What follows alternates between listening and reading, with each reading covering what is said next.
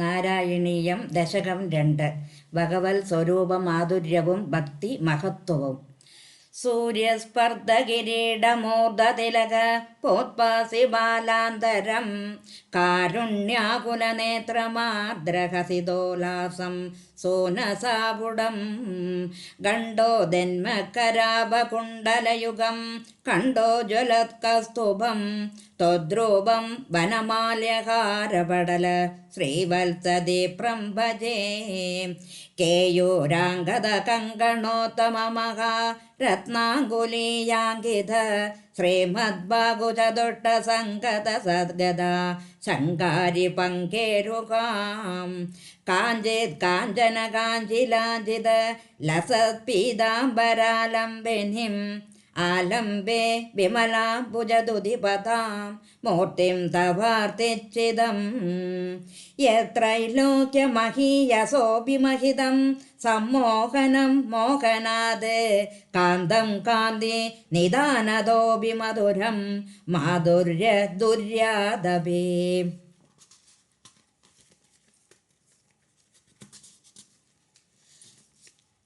സൗന്ദര്യോത്തരതോഭി സുന്ദരതരം ത്വദ്രൂപമാശ്ചര്യതോഭി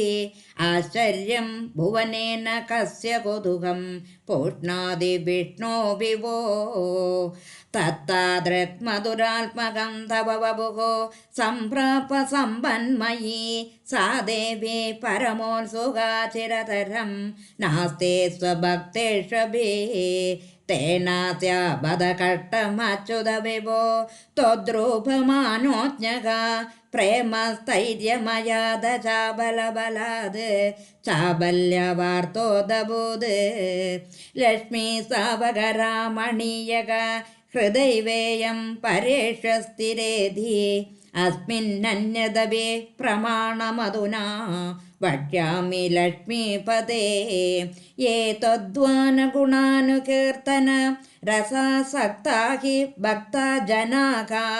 തേഷാം വസതി സ്ഥിരൈവ ദയിതാ പ്രസ്താവദത്താദര ഏവം ബോധമനോജദാനവസുതാ നിഷ്യന്ത സന്തോഹനം ത്വദ്രൂപം പരചിദ്രസായനമയം ചേതോഹരം ശൃണ്വതാം സദ്യ പ്രേരയതേ മതിം മദയതേ രോമാഞ്ചയത്യംഗകം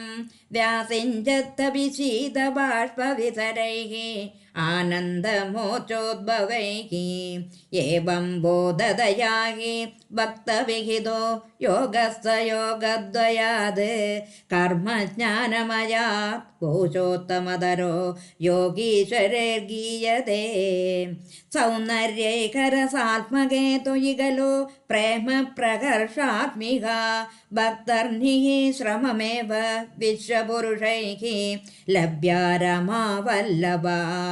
നിഷ്കാമം നിയതസ്വധർമ്മചരണം യത്കർമ്മയോഗാഭിധം തദ്ദൂരേത്തബലം യഥോപനിഷദ ജ്ഞാനോപലഭ്യം പുനഃ ത്വവ്യക്തതയാ സുദർഗമതരം ചിത്തസ്യ തസ്മാദിഭോ ത്വത്പ്രേമാത്മക ഭക്തിരേവ സതതം സ്വാദീയസി ശ്രേയസി അത്യായാസകരാണി കർമ്മപടലാന്യചര്യ നിർജന്മലാ ബോധേ ഭക്തിപദേ തവാപ്യുചിതതാം ആയാന്തിക്യം താവതാ കൃഷ്ണതർക്കപദേ പരം തവ വപുഃ ബ്രഹ്മാഖ്യമന്യേ പുനഃ ചിത്രാർദ്ധത്വമൃതേ വിചിന്ത ബഹുഭിः സിദ്ധ്യന്തി ജന്മാന്തരൈः ത്വൽഭക്തിസ്തു കഥാ രസാമൃതന്തരേ നിർമ്മഞ്ജനേന സ്വയം സിദ്ധ്യന്തി വിമല പ്രബോധപദവിം ആക്ലേശദത്വന്യതേ സദ്യഃ സിദ്ധികരീ ജയദ്ദയി വിഭോ സൈവാസ്തു മേ തത്പദാ പ്രേമ പ്രൗഢി രസാദ്രത ദ്രുതതരം ബാധാലയാദേശ്വര ഗോവിന്ദനാമ സങ്കീർത്തനം ഗോവിന്ദ ഗോവിന്ദ നാരായണ അഖില ഗുരോ ഭഗവൻ നമസ്തേ.